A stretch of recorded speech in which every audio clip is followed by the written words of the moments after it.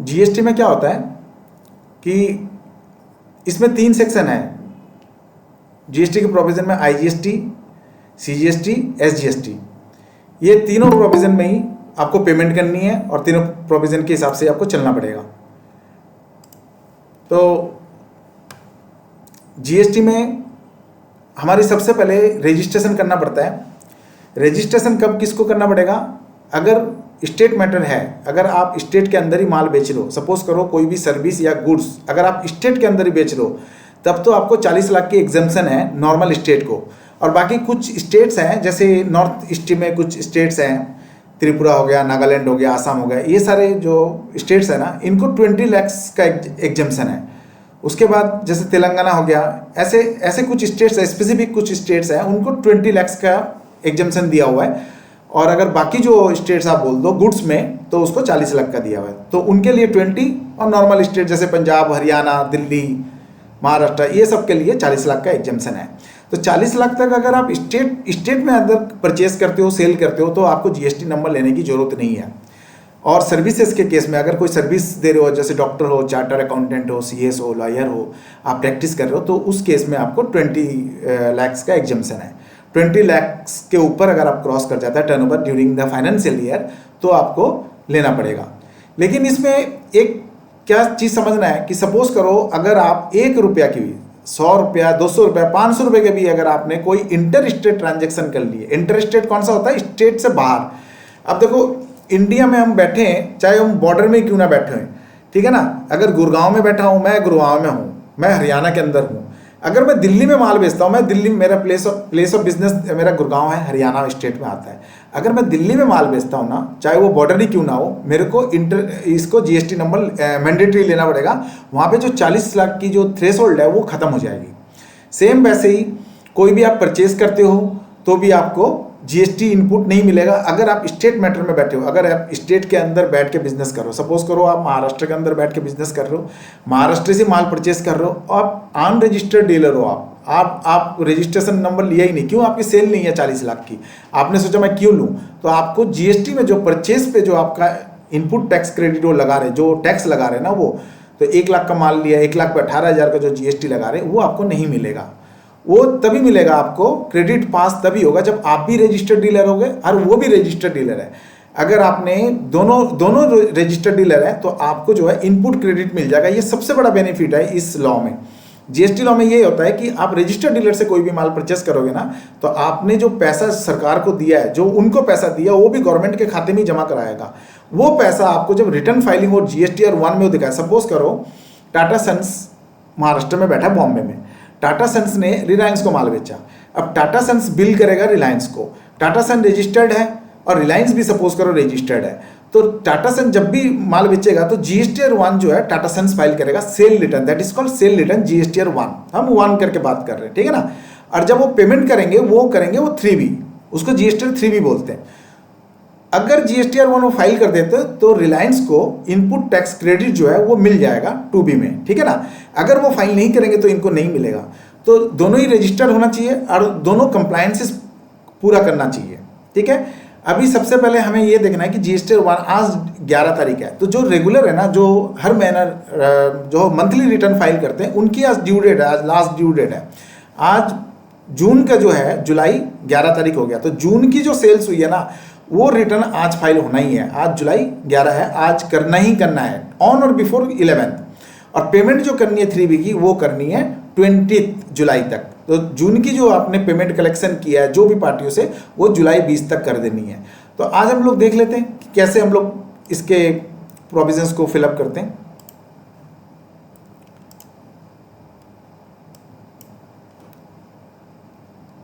जो इसकी return file होगी, सबसे पहले तो हम लोग gst.gov.in कर दिया, gst.gov.in, नहीं याद रहे तो गूगल में कर लेना, लॉगिन कर लो। आप जिस कंपनी में काम करेंगे आपको लॉगिन पासवर्ड मिल जाएगा।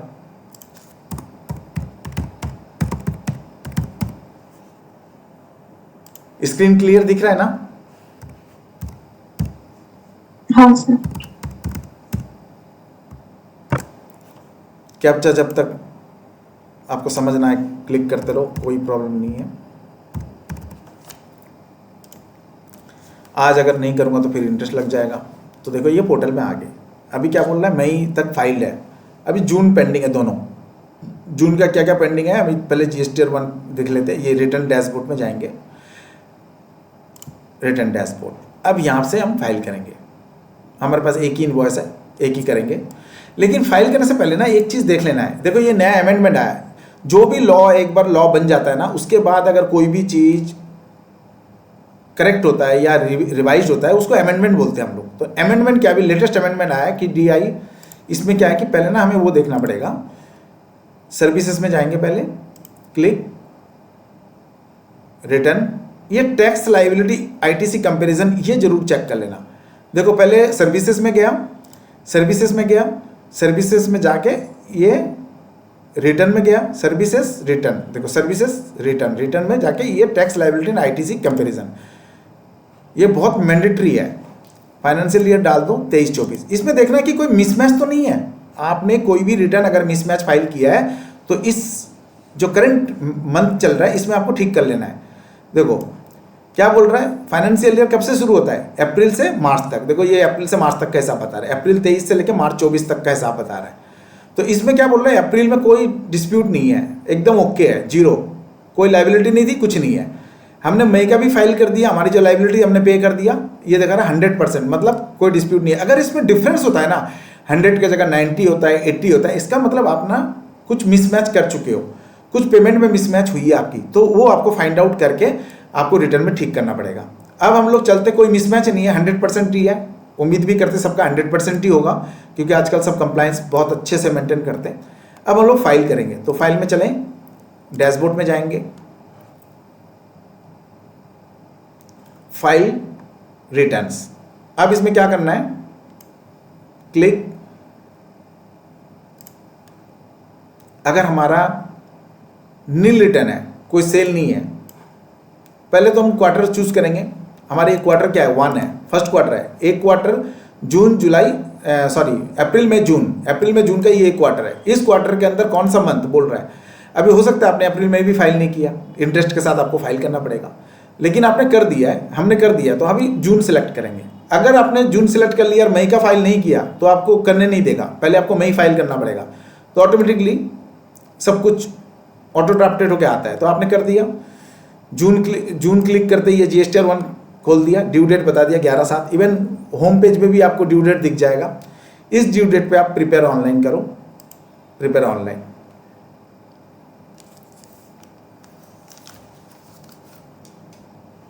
सबसे पहले इनवॉइस B2C चलाएंगे। ये देखो B2B, जो रजिस्टर्ड डीलर है ना, जिसके पास रजिस्ट्रेशन नंबर है, जिसको हमने माल सेल किया है, उसके पास भी अगर GST नंबर है तो हम इस पे देंगे,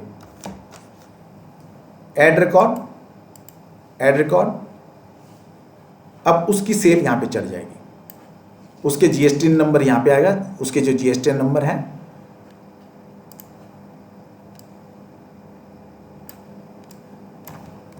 इस बंदे को हमने सेल किया, एग्जाम्पल दे रहा हूं, किया नहीं है। देखो अपने आप इनवैलिड बता रहे हैं, कोई नंबर गलत होगा ये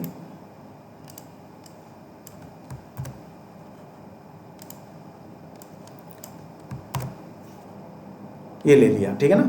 तो ये GST नंबर डालते ही वो अपने आप ही फर्म का नाम उठा लिया, ठीक है। अब ये स्टेट भी उठा लिया, क्यों, देखो ये 08 है, ये देखो ये 08, ये जो स्टेट कोड है, ये हमेशा 2 कैरेक्टर जो है ना, ये स्टेट कोड होगा। ये स्टेट कोड आ गया राजस्थान 08, आप मैच कर लो, 08 राजस्थान, आप फर्म का नाम अपने आप आ गया। अब यहाँ पे एक चीज़ नया आया, बहुत ही कमाल का चीज़ है ये, ऐड टू मास्टर। सपोज करो आपके पास ये पार्टी ऐड नहीं है GST पोर्टल में, तो आप क्या करो, ऐड टू मास्टर में ले जाओ। देखो अपने आप आ गया, इसको खाली बस सेव कर लो। अगर सेव कर लोगे तो ये ऐड टू मास्टर में आ जाएगा।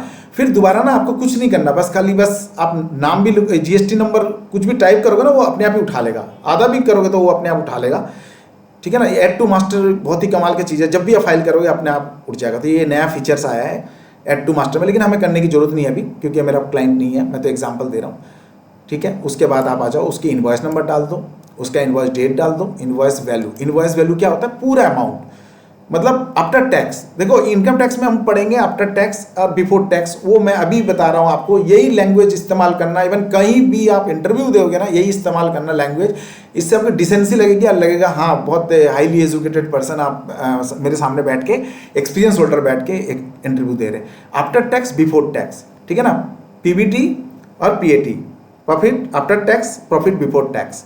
बैलेंस शीट में भी आपको यही दिखने को मिलेगा। आप जब बैलेंस शीट पढ़ोगे तो आपको यही मिलेगा, लैंग्वेज सेम है, कहीं भी आपको लैंग्वेज टैक्स में आपको कहीं भी लैंग्वेज सेपरेट नहीं मिला। इनवॉइस वैल्यू मतलब total invoice value including tax, ये आपको लिख देना इनवॉइस वैल्यू, मतलब कितने में माल टोटल, सपोज करो 1,18,000 में आपने बेचा, total invoice value including GST. अब आपको पूछेगा टैक्सेबल वैल्यू क्या था फिर इसका। आप यहाँ पे आओ नीचे, सोच लो 18% का माल है, मैं पंजाब में हूँ, राजस्थान बेच रहा हूँ, 1 लाख का, ये टैक्सेबल वैल्यू है। देखो कॉलम यहाँ पे पूछ रहा है टैक्सेबल वैल्यू कितना है। अगर टैक्सेबल वैल्यू जो होगा वो इंटीग्रेटेड टैक्स अपने आप आएगा आईजीएसटी। अगर मैं स्टेट में मैटर होता ना, ये सेम, अगर सेम स्टेट में होता, अगर मैं भी जैसे मैं पंजाब में हूँ तो गवर्नमेंट को पता है मेरा रजिस्ट्रेशन पंजाब का है, ठीक है ना, लुधियाना हमारा ऑफिस है, रजिस्टर्ड ऑफिस, तो हमारा पंजाब का रजिस्ट्रेशन है। तो गवर्नमेंट ने अपने आप ही सारे कुछ कैच कर लिया कि ये रजिस्ट्रेशन नंबर जो है, जो लॉगिन किया है वो बंदा पंजाब का रजिस्ट्रेशन है, तो ये 08 में सप्लाई कर रहा है, मतलब ये आउट ऑफ स्टेट सप्लाई कर रहा है, तो ये आईजीएसटी लगेगा। जब हम लोग आउट ऑफ स्टेट कुछ भी सर्विस देते हैं या गुड्स सेल करते हैं तो वो आईजीएसटी उसमें लग जाता है। और जब स्टेट मैटर पे स्टेट टू स्टेट करते हैं तो एसजीएसटी सीजीएसटी और वो आधा हो जाता है। सपोज करो अगर 18% पे हम सप्लाई कर रहे हैं तो SGST CGST 9% will be divide, ठीक है ना। तो 9% 18 ही लगेगा, लेकिन 9% एसजीएसटी ले जाएगा, 9% सेंट्रल ले जाएगा, सीजीएसटी, ये दोनों ले जाएगा। 3 लॉ है, एसजीएसटी, सीजीएसटी, आईजीएसटी, ठीक है ना। तो ये 18% पे आप यहाँ पे लिख दिए, आप 1 लाख लिख दो, टैक्सेबल वैल्यू आपका 1 लाख ही है। देखो 18,000 अपने आप ले लिया, हो गया ना आपका। देखो 1 लाख आपने टैक्सेबल वैल्यू, टैक्सेबल वैल्यू मतलब जिस पे आप टैक्स लगा रहे हो, this is called taxable value. Taxable मतलब जितने actual principal amount of the goods, actual principal amount of the services, that is called taxable amount. Taxable amount जैसे ही आपने लिखा तो आपका इंटीग्रेटेड टैक्स आईजीएसटी मतलब कैलकुलेट होकर आ गया। अब आपने टोटल पे इनवॉइस वैल्यू कितना था, आपका इनवॉइस वैल्यू 1,18,000 था, तो मैच कर गया। अब आप इसको सेव कर दोगे तो आपका आगे फाइलिंग कर सकते हो। लेकिन मेरा B2B नहीं है, मेरे को B2C में रिटर्न फाइलिंग में जाना है, B2C में जाना है। फाइल रिटर्न कुछ भी करो, डैशबोर्ड में जाके फिर से आप वहाँ शुरू कर सकते हो। यहाँ पे क्वार्टर चूज कर लो, फर्स्ट क्वार्टर, जून मंथ,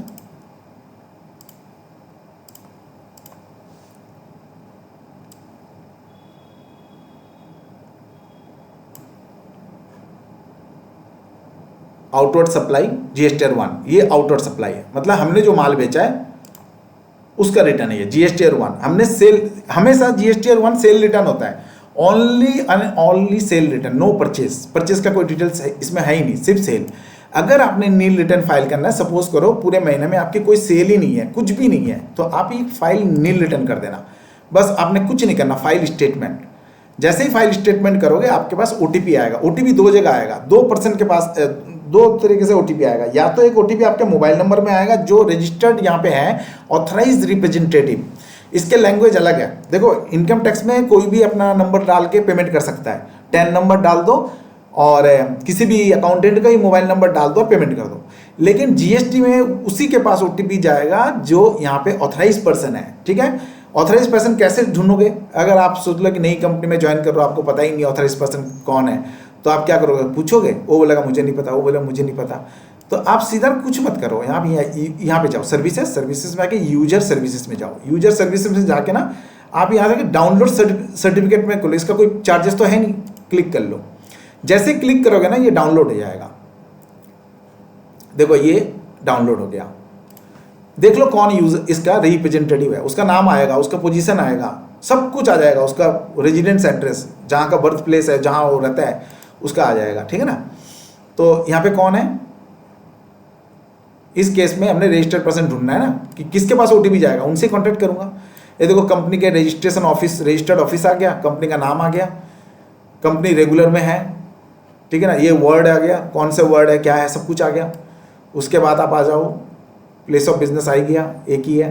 अब ये यहाँ पे आ गया नाम, उसका पोजीशन क्या, डायरेक्टर है, ये प्लेस ऑफ रेजिडेंस कहाँ है। यहाँ पे कंपनी के ये कंपनी का प्लेस नहीं पूछ रहा है, इस बंदे का करण सिंघानिया का रेजिडेंस कहाँ है वो पूछ रहा है। इसका रेजिडेंस हरियाणा का है, ठीक है ना। एज पर आधार उठाता है, ये जो रेजिडेंस उठाएगा ना ये एज पर आधार कार्ड उठाएगा, ये याद रखना आप हमेशा, ना कि ड्राइविंग लाइसेंस। यहाँ पे ड्राइविंग लाइसेंस का कोई रोल नहीं है।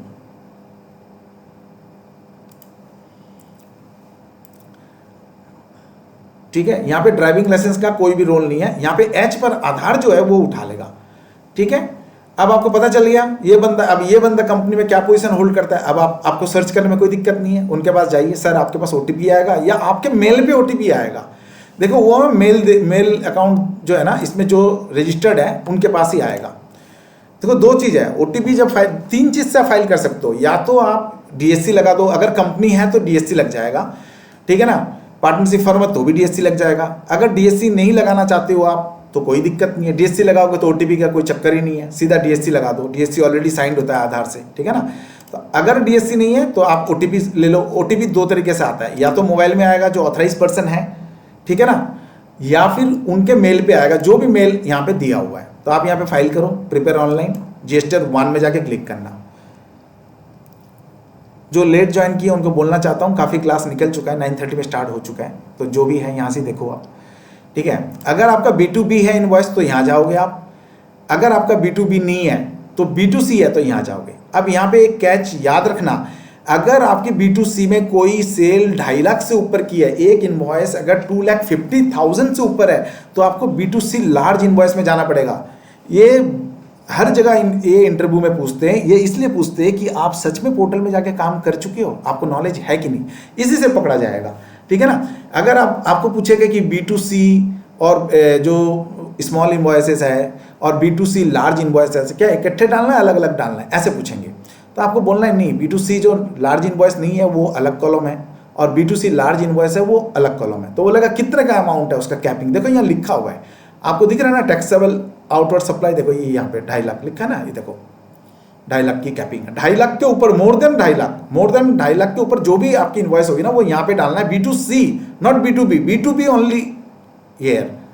B2B अगर यहाँ पे डालोगे तो ही आप सामने वाला जो परचेस किया ना उसको इनपुट टैक्स क्रेडिट मिलेगा। अगर B2C डाल दोगे तो उसको इनपुट टैक्स क्रेडिट नहीं मिलेगा, क्योंकि यहाँ पे जीएसटी नंबर है ही नहीं। B2C में जीएसटी नंबर होता ही नहीं है। B2C कौन है, आप हो, मैं हूँ, आम जनता है सब। आप एक डिपार्टमेंटल स्टोर में गए या किसी भी स्टोर में गए, आपने एक टीवी खरीदा, तो टीवी खरीदा आप तो कंज्यूमर बन के गए ना, आप कोई कंपनी थोड़ी ना हो, आप कंज्यूमर बन के गए, बोला मेरे को ये टीवी अच्छा लगा ये दे दो, आपने बोला जी 50,000 का टीवी है, लो जी 50,000 के ऊपर आपने 9,000 अपना जीएसटी पे करे, 59,000 पे करके आपने बिल ले लिया, तो उसका आपका तो जीएसटी नंबर है ही नहीं, आपको बिजनेस थोड़ा कर रहे हो, तो आपका ये कंज्यूमर में आ जाएगा। अगर लार्ज इनवॉइस है 50,000 का है तब तो यहाँ पे आएगा B2C अदर्स में, और अगर 2.5 लाख के ऊपर है तो यहाँ आएगा, ठीक है ना। और अगर B2B हो, सपोज करो आप गए लेकिन आप कंपनी के नाम से ले लिए, आप समझ जाना मैं कुछ बोलना चाहता हूँ, आप समझ जाना, मैं आपको और इससे ज़्यादा नहीं बोलूँगा। आप सपोज करो किसी कंपनी में काम कर रहे हो, आपने कंपनी के नाम से ले लिया बिल, ठीक है ना, तो आप यहाँ पे क्लेम कर सकते हो B2B में, ठीक है, यहाँ पे क्लेम कर लो आप B2B में, आप यहाँ पे डाल दो उसका इनवॉइस, तो दोनों पार्टी के पास जीएसटी नंबर है, उनको अपने आप इनपुट टैक्स क्रेडिट मिल जाएगा। तो मेरे पास B2C का इनवॉइस है, मैं B2C का इनवॉइस में क्लिक कर रहा हूँ।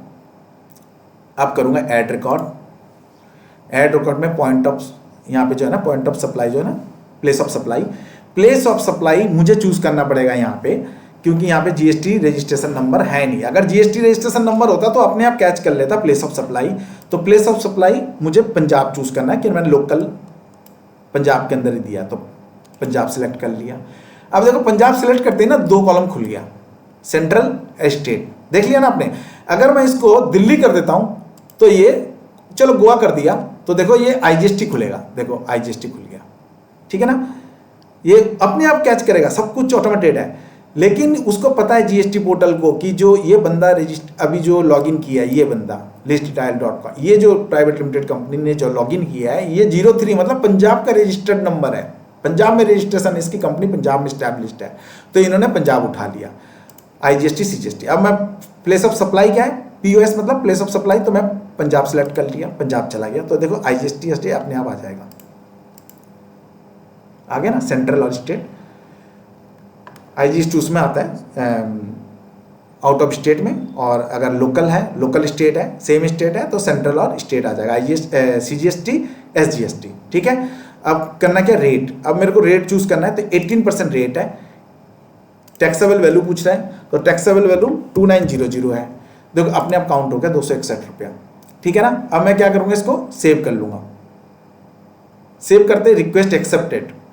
अब क्या करूंगा, ये रेट पूछ रहा है, फिर ये क्या पूछ रहा है, और कोई रिकॉर्ड है क्या, कुछ नहीं है। अब बैक जाऊंगा, अगर और है तो आप ऐड करते रहो। देखो एक रिकॉर्ड आ गया Punjab, place of supply Punjab, 18% GST, 2900 ये बिल आ गया अपना, 261 का टैक्स बन रहा है, 261 161। ठीक है ना, तो ये आ गया आपका। अब मैं इसको बैक करूंगा। अब मेरे पास कोई और रिकॉर्ड नहीं है।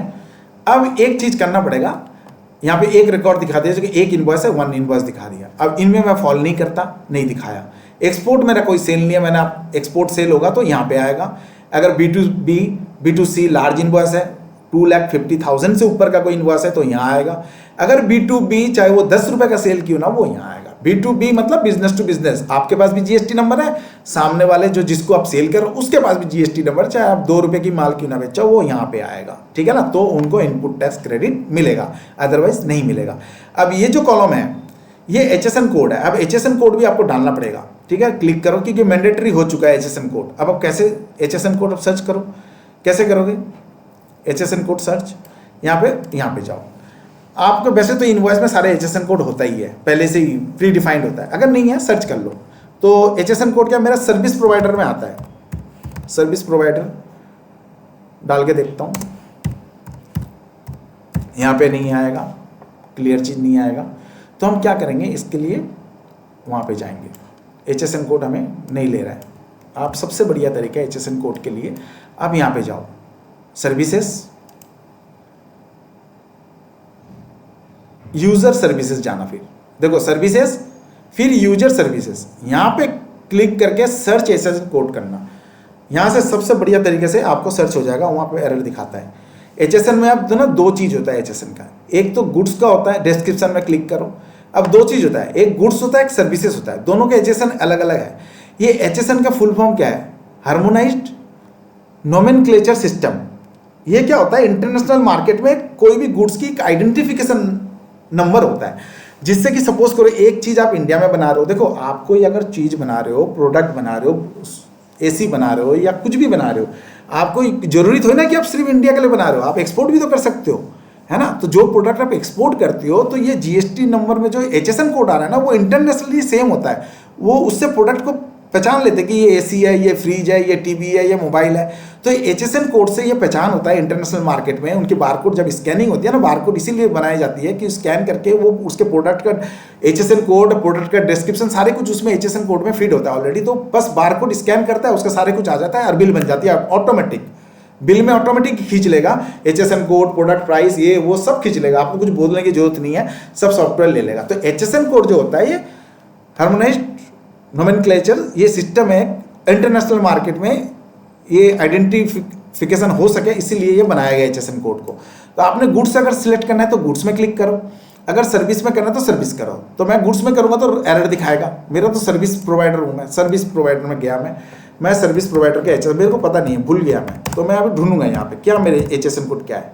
इवन आपको जैसे भी ढूंढना है ना, आप वैसे ही ढूंढना, ये सही तरीका है एकदम। HSN कोड देखो, अदर इंफॉर्मेशन सर्विस, ये मेरा HSN कोड है 998598। ठीक है ना, ये नोट कर लो आप, ये HSN कोड को आपको डालना है।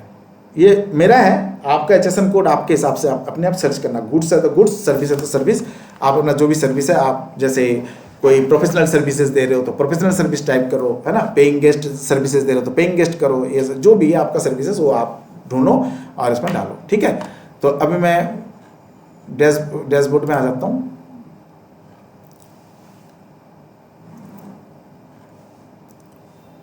फाइल रिटर्न में मेरे दोबारा करने की जरूरत नहीं पड़ेगी क्योंकि ऑलरेडी सेव है। मैं जब जाऊंगा तो वो सेव दिखा देगा।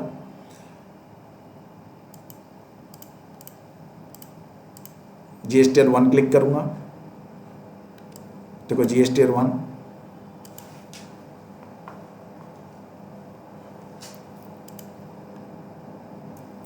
एक इनवॉइस दिखा रहा है ना ऑलरेडी, देखो मेरे को दोबारा करने की जरूरत नहीं है, अगर सेव कर लिया तो ठीक है। अब HSN कोड मैं डालूंगा यहाँ पे 998598, यहाँ पे मेरे को कुछ करने की ज़रूरत नहीं है, यहाँ पे बस खाली नंबर डाल दो 9985। क्या ये लेगा, ये भी देखना है। ये ले लिया, अदर इन्फॉर्मेशन सर्विसेज ले लिया ना अपने आप, वो अपने आप ले लिएगा, ठीक है। अब आप इसको क्या करो, इसमें और एक डिस्क्रिप्शन आ गया, कोई ज़रूरत नहीं है, इसको भी कोई ज़रूरत नहीं है, इसके भी कोई टैक्सेबल अमाउंट। ये टैक्सेबल अमाउंट मतलब आपका एक्चुअल में किस पे टैक्स लगाया आपने। तो इनवॉइस की प्राइस नहीं पूछ रहा है यहाँ, टैक्सेबल अमाउंट पूछ रहा है, मतलब जो प्रिंसिपल अमाउंट है, एक्चुअल प्रिंसिपल अमाउंट क्या था, ये था 2900 रुपये, ठीक है। अब रेट पूछ रहा है, हमें रेट लेना है 18%। देखो 18% ले लिया। अब ये अपने आप तीनों खुल रहा है। अब आपको यहाँ पे बताना पड़ेगा आपने क्या किया है। स्टेट मैटर है तो दोनों फिल करना है, सेंट्रल और स्टेट। अगर IGST है तो IGST फिल करोगे। तो मेरा स्टेट मैटर नहीं है, तो यहाँ पे आप टैक्स काउंट कर लो।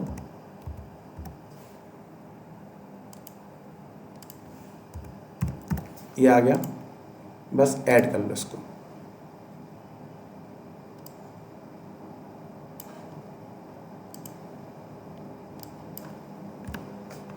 इसमें कुछ एरर दिखा रहे हैं, क्यों दिखा रहे हैं error?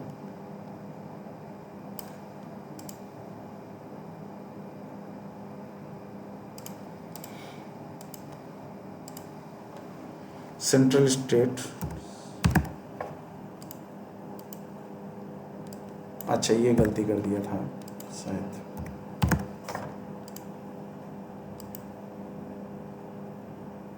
Request accept successfully, actually मैंने सेज में डाल दिया था, ये सेज में नहीं जाएगा, ये स्टेट टैक्स में आएगा और सेंट्रल टैक्स में, ये कंफ्यूज कर दिया यहाँ पे। तो ये इंटीग्रेटेड टैक्स है, अगर आपने आउट ऑफ स्टेट सेल किया तो यहाँ आएगा, और यहाँ पे आएगा स्टेट मैटर पे, यहाँ पे और यहाँ पे, ठीक है ना। तो आपका ये HSN कोड भी हो गया, देखो HSN कोड आ गया, शो कर रहे हैं। अब आप इसको सेव कर दो। अब एक काम और रह गया बस, उसके बाद ये फाइलिंग के लिए तैयार है। अब हम यहाँ से बैक जाएंगे, सेव हो गया मेरा। अब यहाँ से बैक जाऊँगा, बैक जाने के बाद देखो अभी तक नॉट फाइल दिखा रहा है, ठीक है। अब यहाँ पे एक काम और करना है, ऐड रिकॉर्ड डॉक्यूमेंट इशूड। ये डॉक्यूमेंट इशूड में आपको यहाँ पे फिल करना पड़ेगा कि आपकी टोटल इनवॉइस कितनी थी।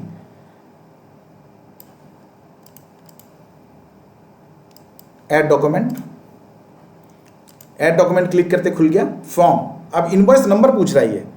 अब इनवॉइस नंबर जो भी है वो डालना पड़ेगा। सपोज करो LD 1102, ये मेरा इनवॉइस था। अब एक ही इनवॉइस है तो मैं यहाँ पे क्या करूँगा, सेम नंबर को कॉपी पेस्ट ही मार दूंगा।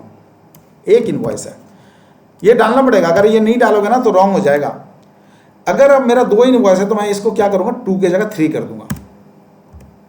अगर सपोज करो कोई कैंसिल किया आपने इनवॉइस, इस बीच में कोई कैंसिल कर दिया, एक इनवॉइस कैंसिल किया तो 1 डालना। अगर कैंसिल नहीं है तो सीरियल आएगा ना।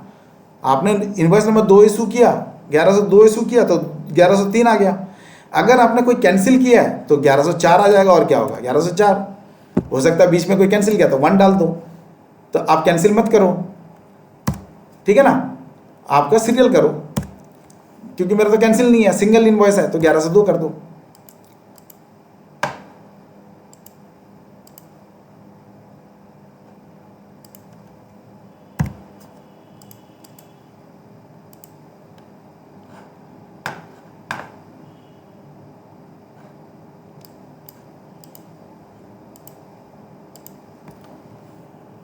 Total number 1। अब देखो ये पूछा सीरियल नंबर इनवॉइस का बताओ फ्रॉम से लेकर 2। अगर एक इनवॉइस है तो एक का ही आएगा, सेम टू सेम आ जाएगा। 2 है तो इसका सीरियल नंबर आ जाएगा 2 से लेकर 3। 10 है तो 2 से जो भी होगा आपका सीरियल नंबर डाल दो। यहाँ पे टोटल क्वांटिटी पूछ रहे, number of invoice, how many invoice you have issued during the month. आपने एक इशू किया तो एक कर दिया। उसके बाद ऐड डॉक्यूमेंट कर दो, नेट इशूड 1 हो गया, कैंसिल 0, बस यहाँ पे ऐड कर दो, हो गया। यहाँ पे सेव कर दो ना, यहाँ पे सेव कर दो, और कुछ नहीं है।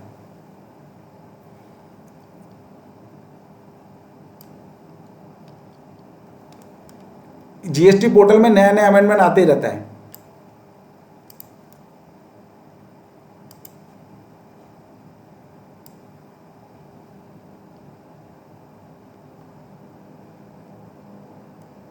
हर दिन कुछ ना कुछ आ जाएगा अमेंडमेंट।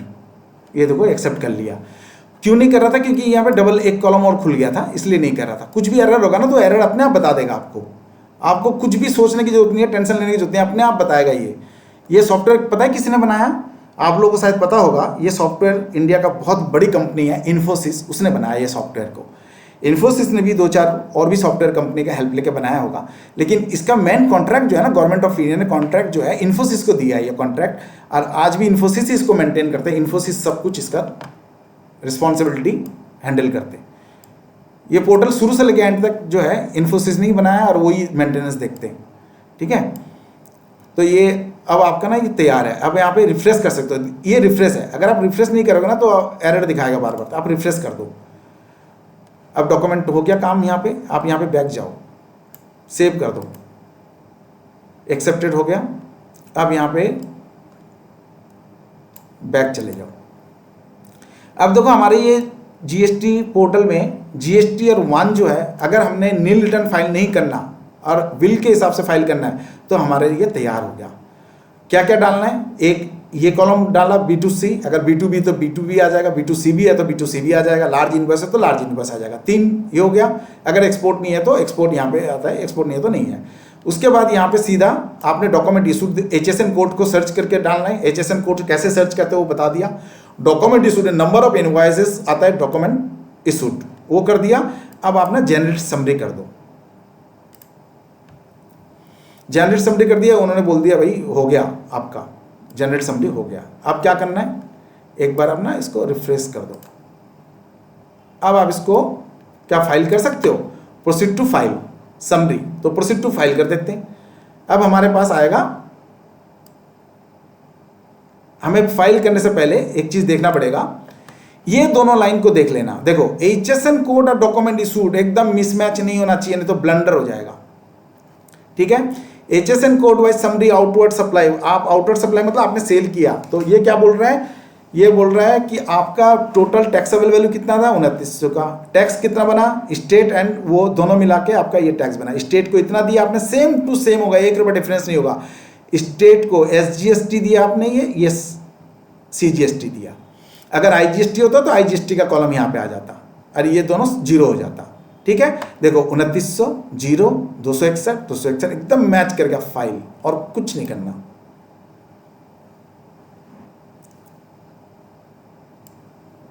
देखो अब ये यहां पे टिक कर दिया। अब ये ऑथराइज सिग्नेटरी का नाम पूछेगा, ये नाम आ गया, अपने आप आ गया ना ऑथराइज सिग्नेटरी का नाम। अब देखो आपको पता नहीं, आप अगर फाइल कर दोगे OTP आ गया तो आप तो घूमते रहेगा ना, तो पहले आप देख लो कि कौन ऑथराइज पर्सन है। एक बार ही तो देखना है, देख लो पहले, क्योंकि लास्ट मोमेंट में देखोगे तो OTP के लिए आपको OTP के लिए घूमना पड़ेगा, ठीक है। अब यहाँ पे DSC पूछ रहा है या फिर EBC, तो DSC होगा तो DSC लगा दो, फिर OTP नहीं आएगा। और फाइल अगर OTP से करना है तो OTP कर दो। 2 जगह OTP आएगा, या तो आपके ये मेल ID में आएगा या फिर आपके फ़ोन पे आएगा। तो मैं मेल ID ले लेता हूँ, मेल ID में चेक करता हूँ आएगा, देख लेता हूँ। ये आ गया मेरे पास मेल ID में।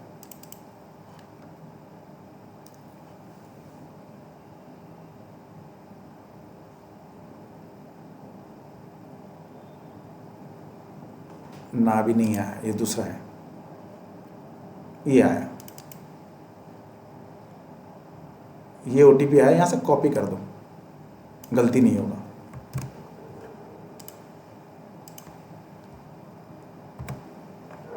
वेरीफाई,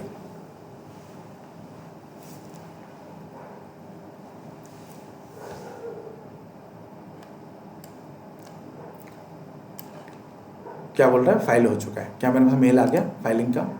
देख लेते हैं। फाइल होते ही मेल आ जाएगा, देखो आ गया ना, intimation of air and generated submission return outward supply GST 1। ये फाइल हो चुका है मेरा, ठीक है। ये फाइल हो गया, सब कुछ डिटेल आ गया। अब हमने करना है, अब GST 3 भी है।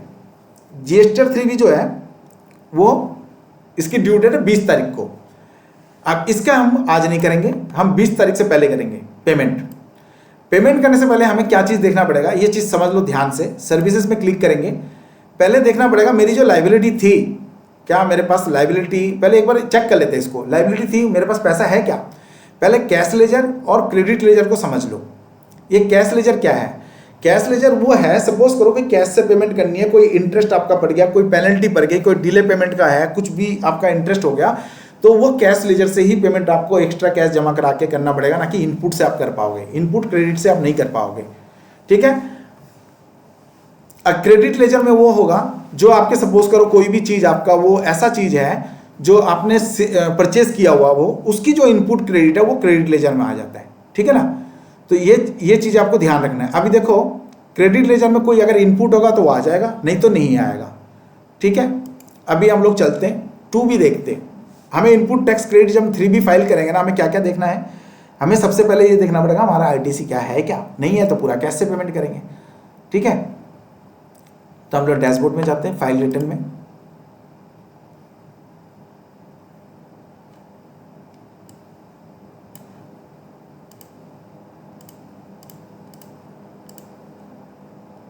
एक बार ऑटो ड्राफ्टेड है, सब कुछ ऑटो ड्राफ्टेड। हमें जीएसटी आईटीसी जो क्लेम करना है, जो हमने माल परचेज किया हुआ है, तो गवर्नमेंट, हमने तो इनवॉइस के ऊपर पैसा भी दिया ना।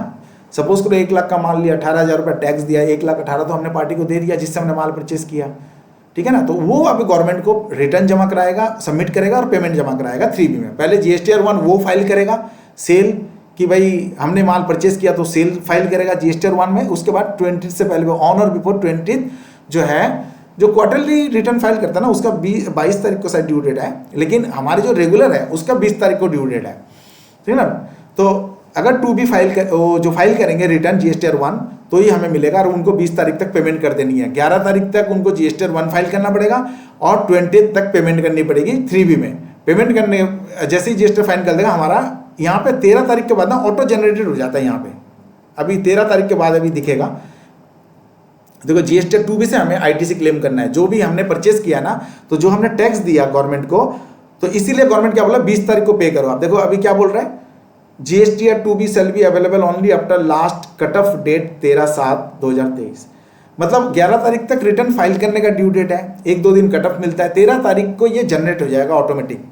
13 तारीख के बाद आप देख सकते हो कि जिस बंदे से आपने माल परचेज किया था, सपोज करो 10 क्लाइंट से आपने माल रॉ मटेरियल परचेज किया, उसको अपने इनवॉइस का वैल्यू पे आपने पैसे भी दिया, टैक्स भी दिया, क्या उन्होंने रिटर्न फाइल किया? अगर नहीं किया ना GSTR 1 फाइल, तो आपको 13 तारीख को पता लग जाएगा इनपुट क्लेम आया है नहीं आया। 13 तारीख के बाद पता लगते ही फ़ोन घुमा देना कि जी आपने रिटर्न फाइल नहीं किया, हमारा रिटर्न में तो शो नहीं कर रहा है 2B में, आप क्यों नहीं हमें पेमेंट करवा रहे हो, अपना इनपुट कैसे क्लेम करें। फ़ोन घुमा देना, ये आपकी रिस्पॉन्सिबिलिटी है, नहीं तो कंपनी का नुकसान हो जाएगा। ऐसे तो 2-3 महीना अगर नहीं करेगा तो आपका तो कंपनी का तो फिर इनपुट टैक्स क्रेडिट चला गया, कंपनी पेमेंट कर दिया तो गायब। छोटा मोटा क्लाइंट तो गायब भी हो सकता है ना, ठीक है ना। ये होता भी है, ऐसा नहीं कि होता नहीं है। इनपुट टैक्स क्रेडिट ले लेता है, गायब हो जाता है। बहुत से छोटे छोटे कंपनियां होती है, ठीक है। छोटे छोटे कंपनियां तो नहीं करेगी, कंपनियां जो होती है ना प्राइवेट लिमिटेड कंपनी, और रजिस्टर्ड होता है MCA से, तो उसके बस की बात नहीं है सब करने का। लेकिन छोटे मोटे जो फर्म होती है ना, वो सब ये काम कर देते हैं। तो इसीलिए हमेशा ना, जैसे ही रिटर्न फाइलिंग ड्यू डेट गया, 13 तारीख का कट ऑफ गया, 13 तारीख के बाद, हर महीने के 13 तारीख के बाद ना GSTR 2B देख लो आप कि भाई GSTR 2B में आपका दिखा रहा है या नहीं दिखा रहा है इनपुट, ठीक है।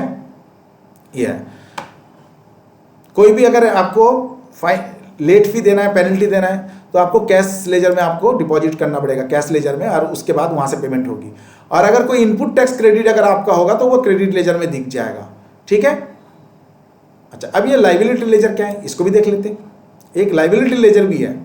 लाइबिलिटी लेजर जो होता है ना, कई बार सपोज करो आपके पास 100 कॉज नोटिस आ गया, कोई डिमांड आ गई, कुछ गवर्नमेंट ने बोल दिया आपके ऊपर इतना, एक अप्रोक्सीमेटली आइडिया बता दिया कि 20 लाख का डिमांड है, 25 लाख का डिमांड है, कुछ ये लमसम अमाउंट जमा कराओ, कोई केस अपील में है, कुछ भी है, इस टाइप के जो भी चीज़ें होती है ना, वो यहाँ पे एक लमसम अमाउंट आपका जमा कराते हैं, तभी वो आपके हेयरिंग सुनते हैं। सपोज करो आपके नाम से ना 20 लाख का, 25 लाख का आपके कंपनी के नाम से नोटिस निकल गया कि इतना आपकी लाइबिलिटी है, दो।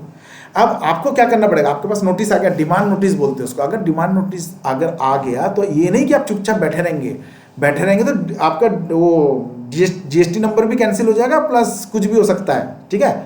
मतलब लीगल एक्शन भी ले सकते हैं वो, उनके पास बहुत पावर है, ये टैक्सेशन डिपार्टमेंट के पास बहुत कुछ पावर है, बहुत पावर है, ठीक है। तो आपने क्या करना है, जैसे डिमांड नोटिस आया तो आप, लगता है कि ये इलीगल तरीके से डिमांड आया है, अगर रॉन्गफुल्ली आया है या गलत है, लगता है जेन्युइन नहीं है, तो आपके पास ऑप्शन क्या है, आप अपील में जाओगे, आप केस फाइल करोगे, आप केस फाइल करने के बाद आप उसको कंटेस्ट करोगे। तो केस फाइल जब करोगे ना तो आपको बताना पड़ेगा कि कितनी लाइबिलिटी आपकी वो उन्होंने डिमांड दिया। तो आप लेटर दोगे तो बोलेगा 20 लाख का, तो उन्होंने एक लमसम एक अमाउंट बता देगा कि आप 3 लाख या 4 लाख रुपए डिपॉजिट करा दो। जब आप डिपॉजिट करा दोगे ना तो वो यहाँ पे दिखेगा, और जब तक केस डिस्प्यूट खत्म नहीं होगा ना तब तक वो दिखेगा। जब खत्म हो जाएगा ना वो आपको रिफंड मिल जाएगा, ठीक है, या फिर वो ट्रांसफर हो जाएगा अकाउंट में। बस दो चीज़ें हैं, अपने आप ही हो जाएगा सब कुछ। लेकिन वो केस जीतना पड़ेगा आपको, नहीं जीतोगे तो फिर आपको और डिपॉजिट देके वो आपको क्लियर करना पड़ेगा वो अमाउंट। तो ये 3 चीज़ें आपको ध्यान रखना है। और जब भी कोई रिटर्न फाइल करोगे, जब भी कोई आप रिटर्न फाइल करोगे ना तो आपको सबसे पहले तो ये देखना है, सर्विसेज में जाओ, यूजर सर्विसेज में जाओ, यहाँ पे HSN कोड अगर सर्च करना है यहाँ से कर लेना। आपको सबसे पहले ये देख लो, रिटर्न में जाओ, ये tax liability and ITC comparison, इसको जरूर देखना कि कोई डिफरेंस तो नहीं है। अगर किसी ईयर में डिफरेंस है तो आपको उस डिफरेंस क्यों है वो आपको बताएगा, आप उसको सॉल्व करो, ठीक है ना। सर्विसेज में जाओ, रिटर्न में जाओ, tax liability and ITC comparison.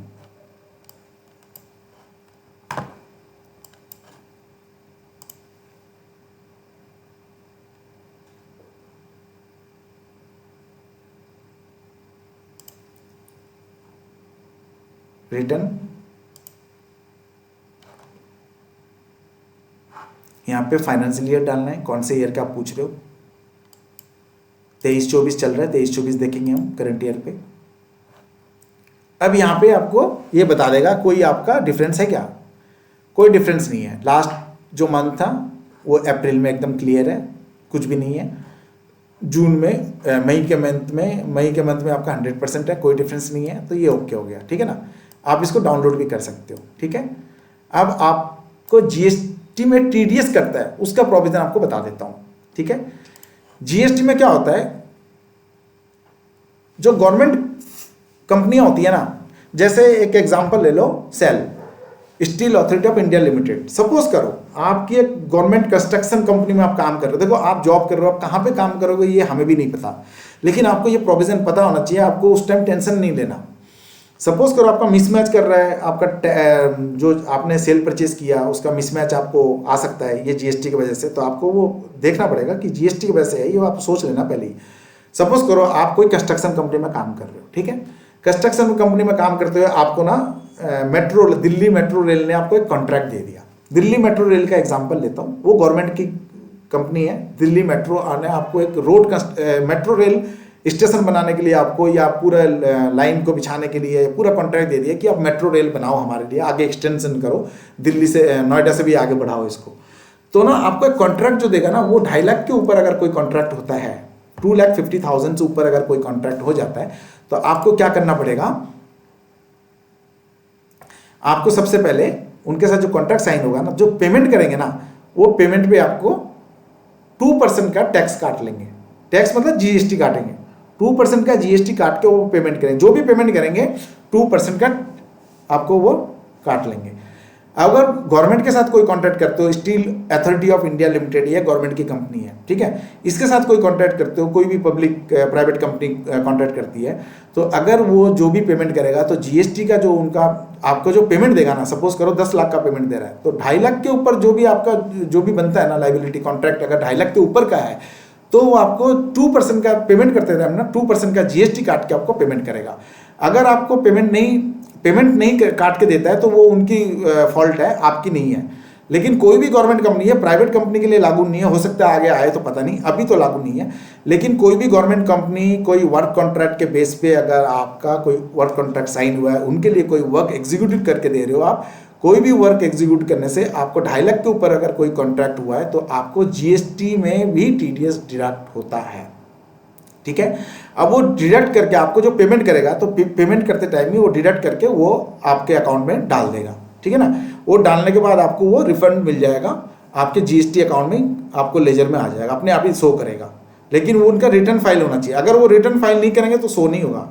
हर जगह एक ही बात है। देखो, आप एडवांस टैक्स टीडीएस काटते हो तो भी रिटर्न फाइल करना पड़ेगा, अगर आप जीएसटी भी आप किसी का लेते हो या पे करते हो तो भी आपको रिटर्न फाइल करना पड़ेगा।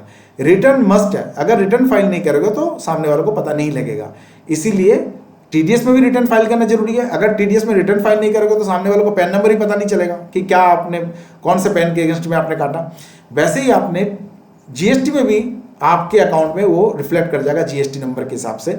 अगर आपका गवर्नमेंट से कोई कॉन्ट्रैक्ट है, कोई कंस्ट्रक्शन कंपनी है, कोई रोड कंस्ट्रक्शन कर रहे हो, कोई रोड कंस्ट्रक्शन कंपनी में आप काम कर रहे हो या कोई कंस्ट्रक्शन कंपनी में काम कर रहे हो जिसका कॉन्ट्रैक्ट गवर्नमेंट ने दिया है आपको, जिस कंपनी में आप काम कर रहे हो, तो वो कंपनी के साथ अगर 2.5 लाख के ऊपर की कोई वर्क कॉन्ट्रैक्ट है या कोई भी गवर्नमेंट की कॉन्ट्रैक्ट है जिसमें 2.5 लाख के ऊपर चला जाता है कॉन्ट्रैक्ट, तो आपको 2% जीएसटी में प्रोविजन है कि 2% काट के फिर पेमेंट करेंगे। बस ये इसका प्रोविजन है। और इसकी जो टोटल सेल है, अगर आपको जीएसटी नंबर लेना है तो 40 लाख के ऊपर सेल है तो लो, नहीं तो नहीं। और कैजुअल टैक्स, ये समझ लेते हैं कैजुअल टैक्स ये जो है ना, किसको लेना मैंडेटरी है। देखो, जो इंटर स्टेट सप्लाई करता है उसको जीएसटी नंबर लेना from the day of beginning, from the Inception से ही आपको जीएसटी नंबर लेना जरूरी है। जो इंटर स्टेट सप्लाई करते हैं, इंटर स्टेट सप्लाई कौन करते हैं? Out of state. और इंट्रा स्टेट कौन होता है? जो स्टेट मैटर है, वो स्टेट के अंदर ही सप्लाई कर रहे हैं, वो इंटर स्टेट है, सॉरी हाँ इंट्रा स्टेट है। और जो स्टेट से बाहर सप्लाई कर रहे हैं वो इंटर स्टेट है। कैजुअल टैक्सेबल पर्सन, ये इसका एग्जांपल ये कि सपोज करो आप कोई इवेंट ऑर्गेनाइजर हो, ट्रेड फेयर ऑर्गेनाइजर हो, आपका ऑफिस दिल्ली में, अचानक से आप हैदराबाद गए, बॉम्बे गए, वहाँ पे कोई ट्रेड फेयर लगा, अचानक से आप ट्रेड फेयर में पार्टिसिपेट करते हो, वहाँ पे भी आपको वहाँ पे लेना पड़ेगा आपको GST number.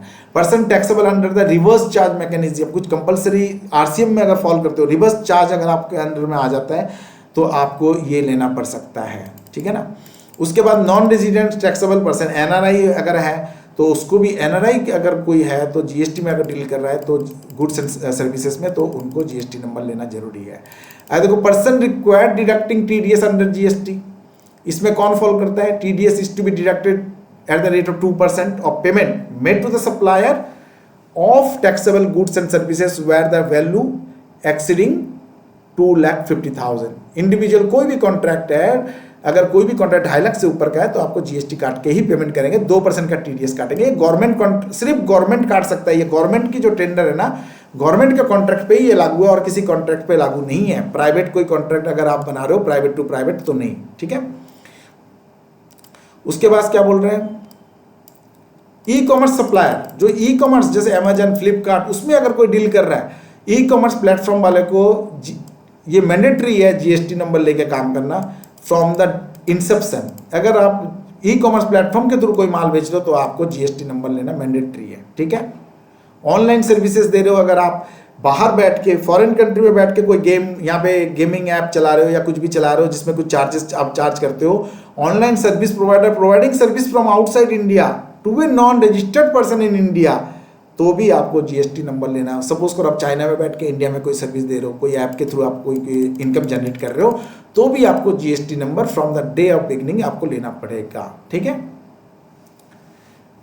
GSTR 1 only sale return है और जीएसटीआर 3B जो है वो पेमेंट का रिटर्न है, लेकिन पेमेंट के साथ हम लोग उसमें जीएसटीआर 3B क्या आउटपुट रिटर्न है। जीएसटीआर 3B मतलब आउटपुट टैक्स, लेकिन आउटपुट टैक्स पे करने से पहले जो आपके परचेस करते टाइम आपने जो टैक्स पे किया था इसको शॉपकीपर को, वो आप माइनस करोगे, इनपुट टैक्स वो माइनस करोगे। लेकिन इनपुट टैक्स कहाँ से लोगे? ओनली जीएसटीआर 2B से लोगे, 2A से नहीं लोगे। जीएसटीआर 2B जो मैंने आपको दिखाया जो जनरेट नहीं हुआ अभी, वो 13 तारीख के बाद जनरेट होगा जब हम जीएसटीआर 3B फाइल करेंगे। इसलिए नहीं कर रहे क्योंकि वो अभी आपको दिखा नहीं पा रहा हूँ, क्योंकि जैसे ही वो फाइल करूंगा ना तो आपको जीएसटीआर 2B से आईटीसी लेंगे ताकि वो प्रॉपर हो। वो नहीं तो अगर आप 2A से कोई क्लेम कर लिया, अपने मन से क्लेम कर लिया तो रॉन्ग हो जाएगा, फिर नोटिस आने का पूरी चांसेस है। नोटिस आने में देर नहीं लगेगी, वो कभी भी नोटिस इशू कर देगा, मिसमैच हो जाएगा।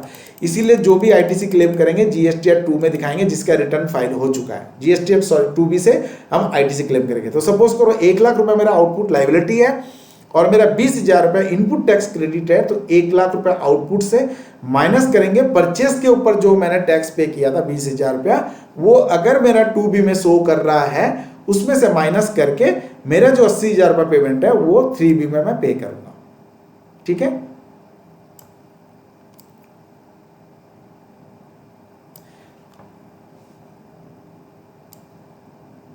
कंपोजिशन सप्लाई का बोल ही दिया था। कंपोजिशन सप्लाई वो होता है, कंपोजिशन सप्लाई जिसका 1.5 करोड़ का टर्नओवर है, वहाँ तक तो वो कंपोजिशन सप्लाई ले सकते हैं। जिसका 1.5 करोड़ का टर्नओवर है वहाँ तक आप कंपोजिशन सप्लाई ले सकते हो। लेकिन कंपोजिशन सप्लाई वालों को ITC credit, input tax credit नहीं मिलता, और उसके इनवॉइस में स्पेशल लिख के देना पड़ेगा कि इनपुट वो जो है कंपोजिशन डीलर में फॉल करता है, और उनको बाहर भी साइन बोर्ड लगा के रखना पड़ेगा कि वो कंपोजिशन डीलर में फॉल करता है। ठीक है, कंपोजिशन डीलर वालों को कोई इनपुट टैक्स क्रेडिट नहीं मिलता, और 1% से 5% अलग अलग रेट है। जैसे रेस्टोरेंट के लिए 5% रेट है। ठीक है, जो रेस्टोरेंट वाइन सप्लाई करता है, बियर सप्लाई करता है, अल्कोहल सप्लाई करता है, उनको ये कंपोजिशन स्कीम में वो नहीं आ सकते, क्योंकि वो जीएसटी में फॉल नहीं करता। ठीक है ना, तो वो क्या किस में फॉल करता है, वो वैट एक्ट वो जो पुराना चल रहा है उसी में ही वो फॉल करते हैं। तो वो अभी लागू नहीं हुआ, वो अभी चल नहीं रहा। तो सिगरेट है, वाइन है, ये पेट्रोल है, ये डीजल है, ये सारी चीज़ें ना अभी भी वैट पे ही चल रहा है। अभी जीएसटी में आया नहीं, आने की बात हो रही है, हो सकता है आ भी जाए, लेकिन अभी नहीं आया। तो जो भी कंपोजिशन स्कीम में है उसको कुछ टैक्स लगानी पड़ती हैं। तो अगर खाली फूड सप्लाई कर रहा है, कोई रेस्टोरेंट में जाकर खाना खा रहे हो, तो 5% का वो जीएसटी लगा लेते हैं। किसी में 1% है, किसी में 2% है, किसी में 5% है, अलग अलग रेट, अलग अलग HSN कोड के हिसाब से है।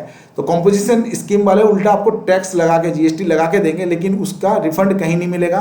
अगर आप रजिस्टर्ड डीलर हो तो भी आपको नहीं मिलेगा, उनको भी नहीं मिलेगा, वो जो इनपुट उनको परचेज है उनको भी नहीं मिलेगा, और ना ही आपने कंपोजिशन डीलर पे कोई आपने टैक्स पे कर दिया, बिल पे 1% भी कर दिया तो भी आपको नहीं मिलेगा। आपने कुछ नहीं मिलना, कंपोजिशन डीलर पर से जो भी कुछ दोगे लोगे, आपको कुछ नहीं मिलेगा। लेकिन 1.5 लाख रुपया, 1.5 करोड़ रुपया जैसे ही अगर आपका जंप हो गया कंपोजिशन स्कीम वालों को, छोटा MSME कंपनी वालों के लिए, अगर टर्नओवर साल में 1.5 करोड़ रुपए जंप हो जाता है, तो ड्यूरिंग द ईयर भी अगर हो जाता है, शायद 6 महीना बाद भी अगर हो जाता है, उसको तुरंत विदिन 7 डेज ना उनको अप्लाई करना पड़ेगा नॉर्मल टैक्स में। उनको जीएसटी पोर्टल में फॉर्म है, उसको फॉर्म में सिर्फ इतना ही बताना है कि मैं नॉर्मल टैक्स में आना चाहता हूँ, बिकॉज रीजन कि मेरा कंपोजिशन स्कीम की जो थ्रेशोल्ड लिमिट थी वो क्रॉस हो चुका है। तो जैसे ही क्रॉस होगा, ये सीन आपके पास लाइफ में आ सकता है, जैसे ही क्रॉस होगा आप नॉर्मल टैक्स में आप आ जाओगे। और वो जो साइन बोर्ड में जो लिखा हुआ है कंपोजिशन स्कीम में फॉल करते हैं, वो आप हटा दो, चाहे उस पर आपकी जरूरत नहीं है। इनवॉइस भी आपको उसमें जरूरत नहीं है, उसमें आप फिर B2B इनवॉइस काटोगे, और उसमें जो भी परचेज कर रहे हैं आपसे उसको इनपुट मिलेगा। आप भी जो परचेज कर रहे हो आपको भी इनपुट मिलेगा। जिस दिन आप कंपोजिशन में फॉल करते हो उस दिन से आपकी रॉ मटेरियल भी अगर कुछ पड़ा हुआ है तो उस परचेज पे भी आपको इनपुट टैक्स क्रेडिट मिल जाएगी। देखो कितना इंटरेस्टिंग बात है। सपोज करो साल के पूरे 12 महीने के अंदर 6 महीने के बाद ही सपोज करो अगर आप इन कंपोजिशन में फॉल करके, और आपके पास सपोज करो 50 लाख का अभी भी स्टॉक पड़ा हुआ है रॉ मटेरियल जो आपने यूज नहीं किया। 1 करोड़ का माल खरीदा था रॉ मटेरियल कि मैं उसको माल को गुड्स को बना के बेचूंगा, लेकिन 50 लाख ने आपने यूज कर लिया, एज ए कंपोजिशन डीलर आपने कर लिया, उस पर तो कुछ नहीं मिलेगा आपको इनपुट टैक्स क्रेडिट। लेकिन जो 50 लाख जो ड्यू बैलेंस पड़ा है ना आपका माल का, उस पर आपको जैसे ही आप नॉर्मल टैक्स प्रोविजन में आप फॉल कर जाओगे तो 50 लाख में जो आपने इनपुट टैक्स प्रो रेटा बेसिस जो आपका इनपुट टैक्स क्रेडिट आपका बनता है, वो आपको इनपुट टैक्स क्रेडिट आपको B2B में आपको मिल जाएगा। जैसे ही आप रिटर्न फाइल करेंगे ना, आपको B2B में आप क्लेम कर 3B में आप क्लेम कर सकते हो। मतलब आपके पास कोई अगर माल है, आप नॉर्मल टैक्स, आपके पास रॉ मटेरियल पड़ा है जिससे आपको फिनिश गुड्स बना के आपको सेल करना है, तो आपके पास जिस दिन आपने टैक्स, जिस दिन आप फॉल कर गए आप नॉर्मल टैक्स में, आपके पास जो भी इनपुट टैक्स, जो भी आपके माल खरीदा हुआ है रॉ मटेरियल टैक्स देके, उसके ऊपर जो इनपुट टैक्स आपने क्रेडिट पे किया है प्रो रेटा बेसिस, उतने ही माल पे आपको मिल जाएगा जितने माल आपने कंज्यूम नहीं किया, आपके पास पेंडिंग पड़ा हुआ है, उस पर आपको मिल जाएगा। ठीक है, आज ये this is the end of the class. कल हम लोग TDS शुरू करेंगे। TDS शुरू से लेके एंड तक कल से एकदम पूरी तरह शुरू कर देंगे। TDS का सब कुछ समझ लेंगे, कैसे TDS की प्रोविजन लगता है, किस किस जगह लगता है, क्या CSI फाइल होता है, क्या रिटर्न फाइल होता है, कैसे पेमेंट करते हैं पोर्टल में, कैसे हम लोग 26ES चेक करते हैं। देखो आप कहीं जॉब कर रहे हो तो आपका तो सैलरी एम्प्लॉयर काट रहा है ना, तो TDS अगर काट रहा है तो आपका TDS आपके 26ES में रिफ्लेक्ट कर रहा है या नहीं कर रहा है, वो भी दिखाऊंगा। आपके TDS को कैसे आप चेक करोगे हर क्वार्टर में, वो आपको सब कुछ आपको समझा दूंगा। कल शुरू से लेकर TDS के सारे प्रोविजंस को खत्म कर लेंगे और रिटर्न फाइलिंग तक हम लोग समझ लेंगे। ठीक है, कल शुरू करेंगे। TDS बहुत बड़ा चैप्टर है, TDS बहुत प्रोमिनेंट पोर्शन है अकाउंट्स के लिए। तो ये मेरे ख्याल से 3 दिन का क्लास हो जाएगा TDS का ही, रिटर्न फाइलिंग तक, अप टू रिटर्न फाइलिंग सब कुछ उसमें समझना पड़ेगा। शुरू से लेकर एंड तक TDS में आपको पूरा समझा दूंगा। ठीक है, कल से TDS शुरू कर देंगे। ओके।